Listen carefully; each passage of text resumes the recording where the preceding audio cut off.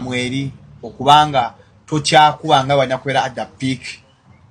Anga munaye muniga akati muniga nze nali nzija okuyimba nga bwe bandaba era bwendi bityo bwe najja.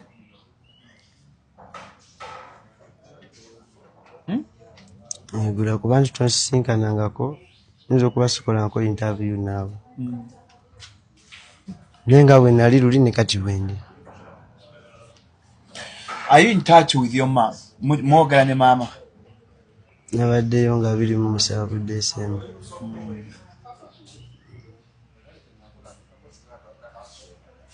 Muli okay? Tewaliwo kitugenda kubeera okay. Lwaki obuuza nti ati waliwo ebyaliwo obyerabidde? Ebyo byaggwawo. oli mama tebamanyi nti byaggwawo. Nati bantu bakimanyi nti oba byaggwawo patovanga kwafaayi. Anti kakati nagenda na Spark TV ne mmanjulira kolo nengenda n'omukyalo omulala ne mmanjulira ne mwetondera ebyo byaggwa.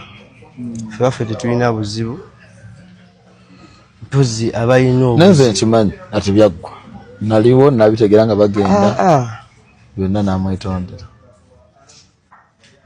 Kakati just ekyo era nakyo kigambo ekyokukakatika ku bantu. Nze oli mama wange babagala kukakanya abungeese ebintu. Tewaliwo muntu asobola kwawukana na mama we mu mbeera bwetyo. Nze nali mu mbeera ya bulumi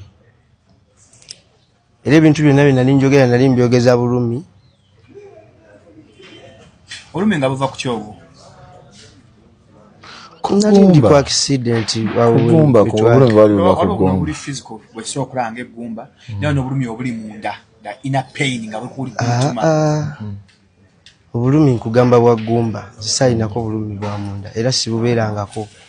Era nsanga nnyo abantu nantunuulira ye nalowooza nti ye kyawulira mbuzi kyempulira so nga nedda nze neemanyi kikyendi era ntera obba tunuulira mu ngeri y'okukeneka